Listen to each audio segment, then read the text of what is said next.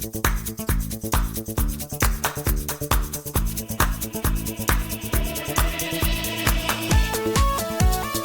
Hello friends, நான் உங்க SKA பேசுறேன்.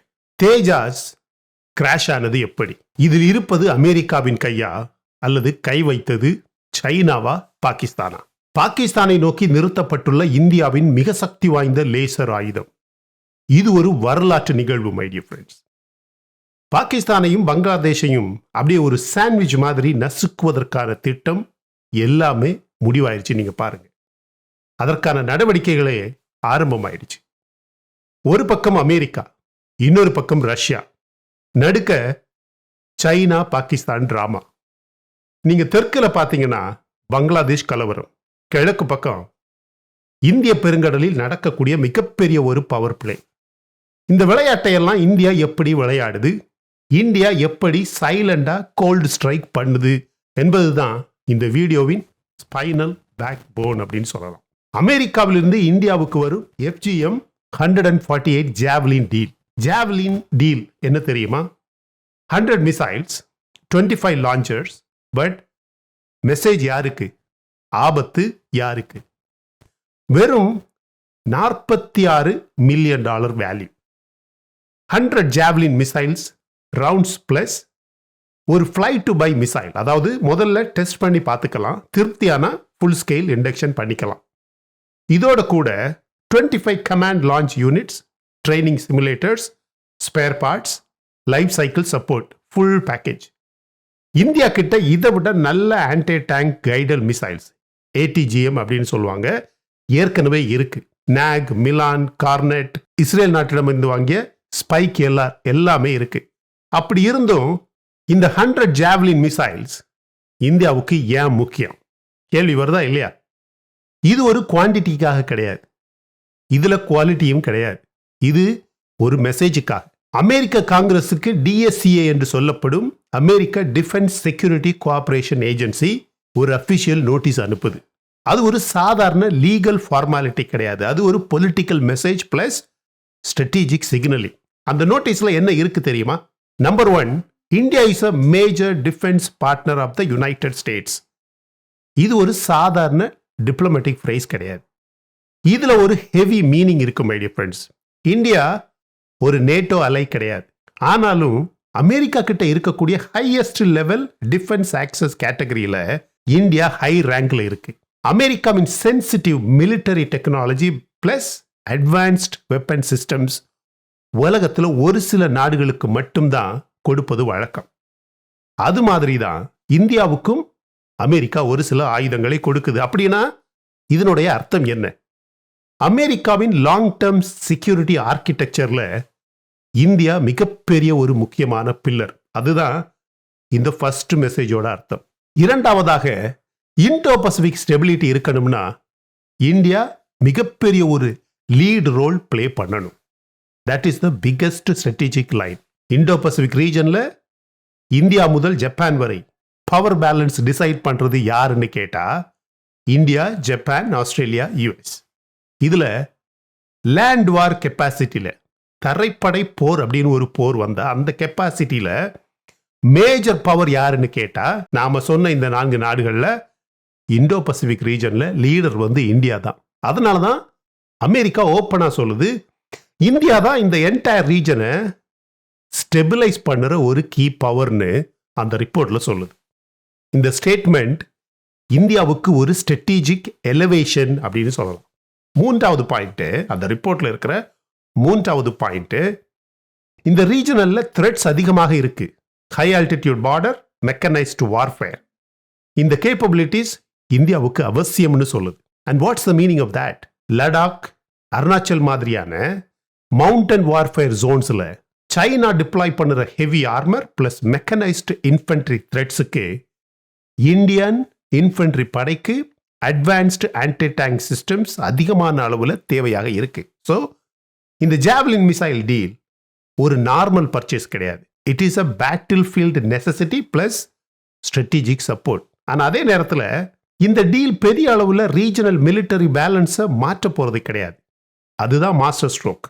Strong India is good for America. சுருக்கமாக இந்த ஒரு நோட்டீஸ்லேயே அமெரிக்கா என்ன கன்வே பண்ணுது நீங்க பாருங்க. இந்தியா அமெரிக்காவின் மேஜர் டிஃபென்ஸ் பார்ட்னர்.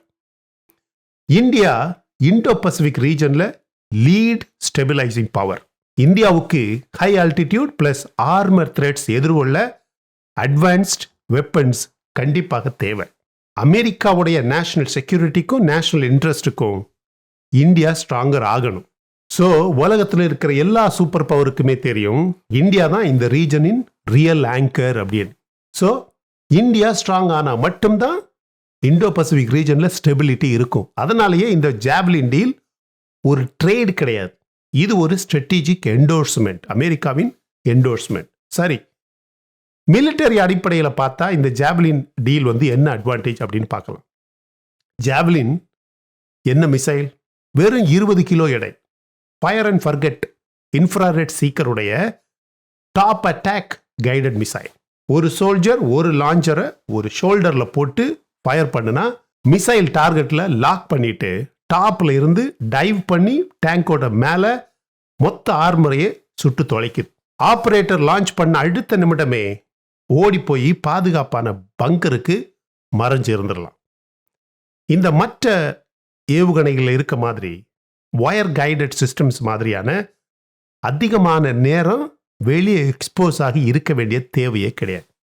இதுக்கு என்ன அர்த்தம்னா, ஹை ஆல்டிடியூட்ல லடாக் மாதிரியான இடத்துலையும் சரி, ஒரு அர்பன் வார்ஃபேர் சிச்சுவேஷன்லையும் சரி, இந்தியன் இன்ஃபென்ட்ரி ஸ்குவாட்ஸ் கிட்ட இப்படி fire and forget top attack capability வந்துடுச்சுன்னா எந்த பீரங்கியாக இருந்தாலும் இந்தியா கிட்ட ஏற்கனவே இருக்கக்கூடிய ஆன்டி டேங்க் மிசைல்ஸ் தாராளமாக போதுமானது.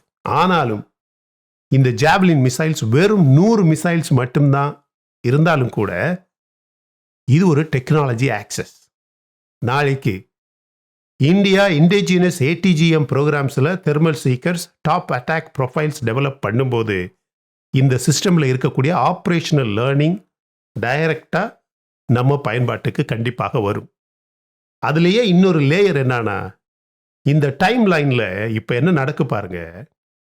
அமெரிக்கா இப்படி ஆயுதங்களை கொடுக்கும்போது ரஷ்யா சைட்லேருந்து மிகப்பெரிய ஒரு ஆஃபர் வந்திருக்கு பாருங்க. Russia Su-57 full tech transfer இந்தியாவின் எல்லா கண்டிஷனுக்குமே அக்செப்டபிள் அப்படின்னு சொல்லுது. துபாய் ஏர் ஷோவில் ரஷ்யன் ஓப்பனாக சொல்லுது Su-57 வேரியண்ட்டுக்கு அன்ரெஸ்ட்ரிக்டட் டெக்னாலஜி டிரான்ஸ்ஃபர் இந்தியாவுக்கு கொடுக்க ரெடி அப்படின்னு சொல்லுது. Engines, stealth materials, AI enabled avionics, AESA radars, weapon integrations எல்லாமே எந்த ரெஸ்ட்ரிக்ஷனுமே எந்த கட்டுப்பாடுமே இல்லாமல் இந்தியா என்ன கேட்டாலும் தயார்னு சொல்லி ரஷ்யா ரிப்போர்ட் வெளியிட்டிருக்கு. அது மட்டும் இல்லை, தேவைப்பட்டால் இந்தியாவுக்காகவே ஒரு ட்வின் சீட் வேரியண்ட் டெவலப் பண்ணவும் நாங்கள் தயார் அப்படின்னு ரஷ்யா சொல்லியிருக்கு. My dear friends, joint production model இதில் ஃபர்ஸ்ட்டாக ரஷ்யாவில் ப்ரொடியூஸ் பண்ணி அதுக்கப்புறம் இந்தியாவில் ப்ரொடக்ஷன் ஷிஃப்ட் பண்ணலாம். இது எல்லாமே நாம் சொன்னது எல்லாமே ஒரு complete package. So basically Russia என்ன சொல்லுதுன்னு பார்த்தீங்கன்னா, நமக்கு ஏதாவது சாங்ஷன்ஸ் இருந்தாலும் நாங்கள் எப்போதுமே இந்தியாவை நாங்கள் கைவிட மாட்டோம். ஸோ நீங்கள் என்ன கேட்டாலும் நாங்கள் கொடுக்கறதுக்கு ரெடியாக இருக்கோம்னு ரஷ்யா சொல்லியிருக்கு. ஒரு பக்கம் அமெரிக்காவின் ஜாவ்லின், இன்னொரு பக்கம் ரஷ்யாவின் Su-57 டெக்னாலஜி டிரான்ஸ்ஃபர். இதில் அண்டர்லையிங் காமன் பாயிண்ட் என்ன? இரண்டு சூப்பர் பவருக்கும் இந்தியா மிகப்பெரிய தேவையான ஒரு பார்ட்னர். இவங்க வெளிப்படையாக பேசுகிற ரெண்டு பேருடைய பேச்சிலையுமே Indo Pacific stability, regional peace, blah blah அப்படின்னு நிறைய பேசுவானுங்க. பட் நடைமுறையில் இருக்கிற எல்லா மேஜர் டெக்னாலஜி டீலும் சொல்கிறது என்ன அப்படின்னு பார்த்தீங்கன்னா, இந்தியா இப்போ இந்த கேமில் மிகப்பெரிய ஒரு டிசிசிவ் பவர். இதுக்கிடையில் மிகப்பெரிய ஒரு இன்ஃபர்மேஷன் வார் நடக்குது. எப்படி போர்க்களத்தில் ஒரு பெரிய போர் நடக்குமோ அதே மாதிரியே வேகமாக வளரக்கூடிய இந்திய பொருளாதாரம், இந்தியாவின் ஆயுத வளர்ச்சி இரண்டையுமே தடுக்கிற முறையில் பல முயற்சிகள் நடக்கு. நேற்று இரவு துபாயில் நடந்த ஏர் ஷோவில் இந்தியாவின் தேஜாஸ் போர் விமானம் கிராஷ் ஆகி ஒரு IAF பைலட் மரணமான விஷயம் பை நவ் உங்க எல்லாருக்குமே தெரிஞ்சிருக்கும். ஆனால் இதுக்கு பின்னாடி இருப்பது சைனாவா, பாகிஸ்தானா, இல்லைனா ஏன் அமெரிக்காவா என்ற கேள்வி இன்னைக்கு உலகம் முழுவதுமாக வந்திருக்கு. ஆனால் கடந்த ஒரு சில மாதங்களாக என்ன நடந்திருக்குன்னு நீங்க பார்க்கணும். ஏன் கடந்த வாரம் என்ன நடந்திருக்குன்னு பாருங்க. சைனா ரஃபாலே டிஸ்இன்ஃபர்மேஷன், பாகிஸ்தானின் தேஜாஸ் லீக் ப்ரொபகண்டா ரெண்டுமே இப்போ பேக்ஃபயர் ஆயிடுச்சு. அமெரிக்காவின் மிகப்பெரிய defence agency China economic and security review commission report அப்படின்னு ஒரு ரிப்போர்ட் இந்த வாரம் ரிலீஸ் பண்ணியிருக்கு. அந்த ரிப்போர்ட் என்ன சொல்லுது? 2025 மே மாதத்தில் நடந்த இந்தியா பாகிஸ்தான் கான்ஃப்ளிக்ட், அதாவது சிந்தூர் ஆபரேஷன் முடிஞ்சு சைனா ஒரு டெடிகேட்டட் டிஸ்இன்ஃபர்மேஷன் கேம்பெயின் ரன் பண்ணியிருக்கு. Fake social media accounts, AI generated images, edited videos எல்லாம் யூஸ் பண்ணி பாகிஸ்தானால் ரஃபேல் ஜெட் விமானம் தாக்கப்பட்டு டவுன் ஆக்கப்பட்டது அப்படின்னு மொத்த உலகத்துக்கு காட்ட முயற்சி செஞ்சானுங்க. இந்தோனேஷியா நாட்டு மேல பிரஷர் போட்டு அவர்களுடைய ரஃபாலே டீலை சஸ்பெண்ட் பண்ணினதே இந்த சைனாவின் ஃபேக் கேம்பெயின் தான் அப்படின்னு சொல்லப்படுது. அப்படியே பேரலா அதே ட்ராக்கில் பாகிஸ்தான் ஆன்லைன் ட்ரோல் நெட்வொர்க் இந்த வாரம் என்ன செஞ்சது தெரியுமா? துபாய் ஏர் ஷோவில் நம்ம ஐஏஎஃப் இந்திய விமானப்படை டிஸ்பிளே பண்ண தேஜாஸில் ஆயில் லீக் அப்படின்னு ஒரு ஸ்டூபிட் ஆங்கிள். பொதுவாகவே ஈசிஎஸ் கண்டென்சேஷன் வாட்டர் லீக் பொதுவாகவே நடக்கக்கூடியது.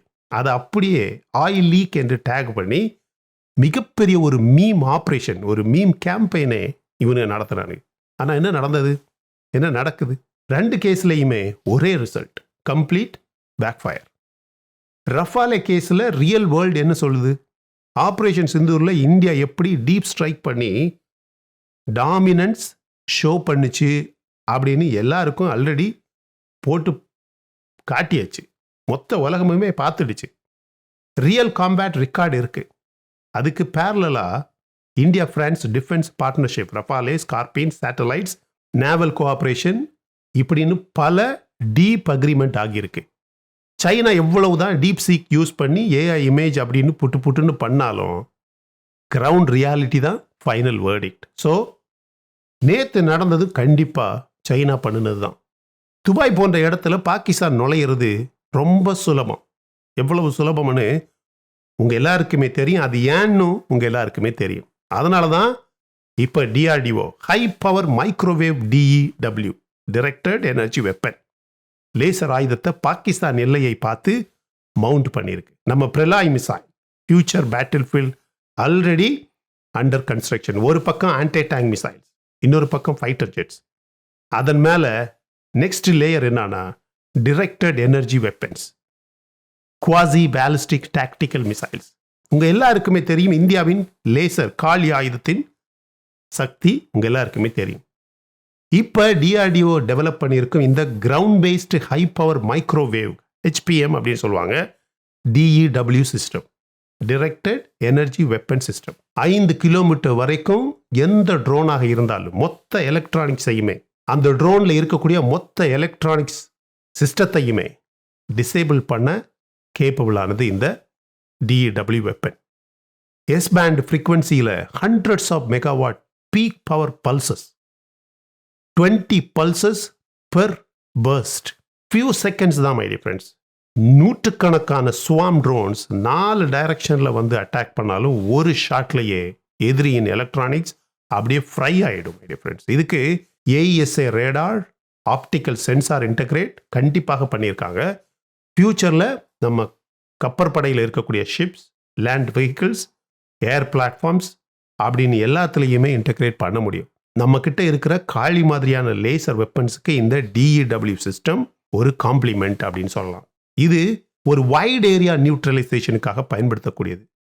இந்த அம்யூனிஷன் காஸ்ட் வந்து நமக்கு ஆல்மோஸ்ட் 0 ஆகிடும். இந்த வெடிமருந்து அப்படின்னு தேவையே கிடையாது. ஸ்பீட் ஆஃப் லைட்டில் ஹிட் பண்ணும் மை டியர் ஃப்ரெண்ட்ஸ்.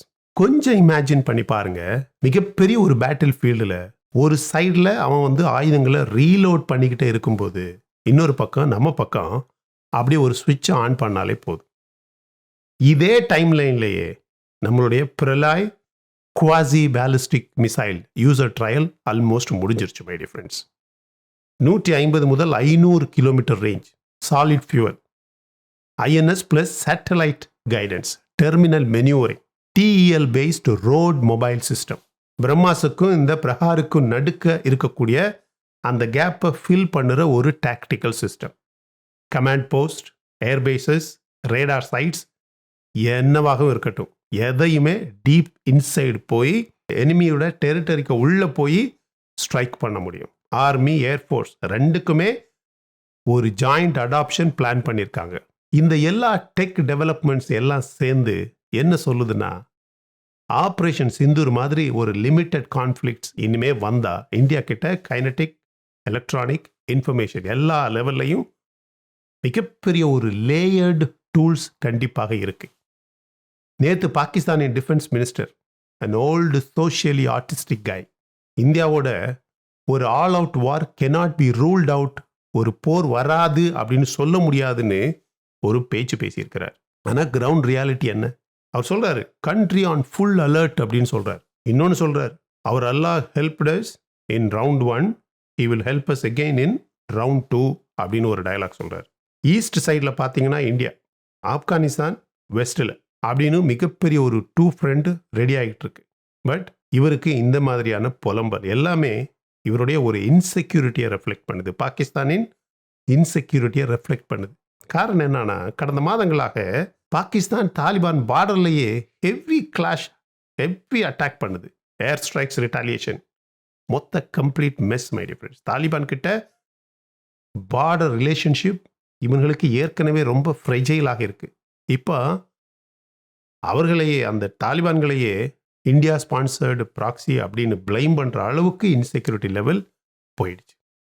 ஆப்கானிஸ்தான் பார்டரில் கண்டினியூஸ் டென்ஷன், கண்டினியூஸ் அட்டாக். ஈஸ்டில் இந்தியா ஆப்ரேஷன் சிந்தூர் ட்ரெய்லர் காட்டியாச்சு. இதில் இப்படியெல்லாம் பண்ணதுக்கு அப்புறம் பாகிஸ்தான் என்ன சொல்லுதுன்னா, நாங்கள் ஒரு 2 ஃப்ரண்ட் வாரை ஹேண்டில் பண்ண தயாராக இருக்கோம். என்ன பண்ணுறது? சிரிச்சுட்டு அப்படியே விட வேண்டியது தான். ஒரு பக்கம் javelin missiles, infantry anti armour teeth அப்படின்னு சொல்லலாம். இன்னொரு பக்கம் Pralay tactical strike, deep conventional deterrence அப்படின்னு சொல்லலாம். மேலே ஆகாயத்தில் HPM, DEW laser systems, future drone வார்ஃபேருக்கு தேவையான மிகப்பெரிய ஒரு சொல்யூஷன். ஏர் சைடில் ரஃபாலே ஆல்ரெடி காம்பேட்டில் ப்ரூவ் பண்ணியாச்சு. இப்போ Su-57 டெக் ட்ரான்ஸ்ஃபர் கண்டிப்பாக பண்ணுறோம் அப்படின்னு ரஷ்யா பின்னாடி வந்து சொல்லிக்கிட்டே இருக்கு. இண்டிஜினியஸ் ஏஎம்சிஏ ப்ரோக்ராம் தொடர்ந்து ரன் ஆகிக்கிட்டே இருக்கு. ஆனால் இவனுடைய நாட்டோடைய செக்யூரிட்டி என்விரான்மெண்ட்டை பாருங்கள், பொருளாதாரத்தை பாருங்கள், மக்களுடைய பசியை பாருங்கள். ஸோ வெஸ்ட் பார்டரில் ஆப்ரேஷன் சிந்தூர் 88 ஹவர் ட்ரெய்லர் அப்படின்னு நம்ம ஆர்மி சீஃப் சொல்கிறார். அதே சமயம் பாகிஸ்தான் ஆல் அவுட் வார் அப்படின்னு கத்திக்கிட்டு இருக்கிறானுங்க. நார்த்தில் சைனா தொடர்ந்து கண்டினியூஸ் சலாமி ஸ்லைசிங் ட்ரை பண்ணினாலும் infrastructure buildup, high altitude bases, Nyoma போன்ற மிகப்பெரிய ப்ராஜெக்ட் மூலம் இந்தியா தொடர்ந்து சைலண்டாக ரெஸ்பாண்ட் கொடுக்குது. ஈஸ்டில் பங்களாதேஷுடைய மிகப்பெரிய crisis, Russia openly whatever India requires we will support அப்படின்னு சொல்லுது. இந்தியா இன்னைக்கு பேட்டில் ஃபீல்டில் மட்டும் ஃபைட் பண்ணலை my dear friends. Battle field ரூல்ஸையே சேஞ்ச் பண்ணிக்கிட்டு இருக்கு. அமெரிக்கா, ரஷ்யா இரண்டுமே ஒரே நேரத்தில் இந்தியா கிட்ட advanced missiles, 5th gen fighter tech அப்படின்னு சென்சிட்டிவ் ப்ரோக்ராம்ஸுக்காக டோர் ஓப்பன் பண்ணிக்கிட்டே இருக்காங்க. சைனா பாகிஸ்தான் இன்ஃபர்மேஷன் வாரில் ப்ரொபகண்டா அப்படிங்கிற விஷயங்களில் பிஸியாக இருக்கிறாங்க. ஆனால் இந்தியா கிரவுண்டில் ரியல் கேப்பபிலிட்டி பில்டு பண்ணுது. டிஆர்டிஓ, இந்தியன் இண்டஸ்ட்ரி அப்படின்னு பல விஷயங்கள் ஒன்றாக சேர்ந்து பிரிலாய், ஹெச்பிஎம், டிஇடபிள்யூ, தேஜாஸ் இது மாதிரி சிஸ்டம்ஸ் மூலம் இந்தியா ஒரு 5th ஜென்ரேஷன் பேட்டில் ஃபீல்டுக்கு பெரிய அளவில் தயாராகிட்டு இருக்கு. ஒரு மாடர்ன் வார்ஃபேருக்கு தயாராக்கிட்டு இருக்கு. ரீஜனில் மற்ற நாடுகள் கிரைசிஸில் அழிஞ்சிக்கிட்டு இருக்கு. ஆனால் இந்தியா மட்டும்தான் ஸ்டெபிலிட்டி ஆங்கராகவும் டெக் பவராகவும் சைமல்டேனியஸாக ப்ளே பண்ணிக்கிட்டு இருக்கு மை டியர் ஃப்ரெண்ட்ஸ். அடுத்த பெரிய கான்ஃப்ளிக்ட் வருமா அப்படின்னு கேட்டால் வரலாம். அந்த பாகிஸ்தான் மினிஸ்டர் சொன்னது போல வார் cannot பி ரூல்ட் அவுட். நாம் எல்லாரும் சேர்ந்து டேக்ஸ் பே பண்ணி பில்டு பண்ணிட்டு இருக்கக்கூடிய நம்மளுடைய Indian defence scientist, soldiers, engineers, pilots, diplomats எல்லாருமே இந்தியாவின் மிகப்பெரிய ஒரு ஆயுதம் மை டியர் ஃப்ரெண்ட்ஸ். அதனால் இவனுங்க செய்யக்கூடிய இந்த மிஸ்இன்ஃபர்மேஷன், ப்ரொபகண்டா, ஃபேக் கேம்பெயின் இதெல்லாம் நம்ம நாடை எதுவுமே பண்ண முடியாது. ஸோ தேஜாஸ் நேற்று ராத்திரி வெடித்தது, துபாய் ஏர் ஷோவில் வெடித்தது வந்து கண்டிப்பாக இவங்க 3 பேருமே கை வச்சு செஞ்ச மிகப்பெரிய ஒரு சூழ்ச்சி தான் அப்படின்னு ப்ரூவ் ஆயிடுச்சு மை டியர் ஃப்ரெண்ட்ஸ். நீங்கள் இதை ஒத்துக்கிறீங்களா இல்லையா? இந்த ஆக்சிடென்ட் பற்றி நீங்கள் என்ன நினைக்கிறீங்க அப்படிங்கிறத கமெண்ட் செக்ஷனில் பதிவு பண்ணுங்கள். இந்த வீடியோ பிடிச்சிருந்தா லைக் பண்ணுங்கள். லைக் பண்ணிவிட்டு அப்படியே போயிடாதீங்க. உங்களுக்கு தெரிஞ்ச எல்லாருக்குமே ஷேர் பண்ணுங்கள் மை டியர் ஃப்ரெண்ட்ஸ். இந்த வீடியோ பிடிச்சிருந்தா மற்ற வீடியோஸ் பாருங்கள், லைக் பண்ணுங்கள். பிடிச்சிருந்தா மட்டும் நம்ம சேனலை சப்ஸ்கிரைப் பண்ணுங்கள். சப்ஸ்கிரைப் பண்ணால் மட்டும்தான் நம்ம வீடியோஸ் போட்டதுமே உங்களுக்கு உடனுக்குடன் வந்து சேரும். பார்த்து நீங்களும் என்ஜாய் பண்ணலாம் my dear friends. Thank you so much my dear friends for வாட்சிங் all my videos and supporting my channel. until I come back with my next awesome video, it's bye bye from Suresh. Stay safe, stay positive, stay active and stay fit and always dream big in your life. நம்மளால் எப்போவுமே எதையுமே எங்கேயுமே சாதிக்க முடியும் அப்படின்னு நம்ம first நம்பணும் my dear friends. And as I always say, please take care of your parents at your home. உங்கள் அப்பா அம்மாவை உங்கள் வீட்டிலே வச்சு நல்ல சந்தோஷமாக பத்திரமா பாதுகாப்பாக பார்த்துக்கங்க my dear friends. Because it's very very very very important. Thank you.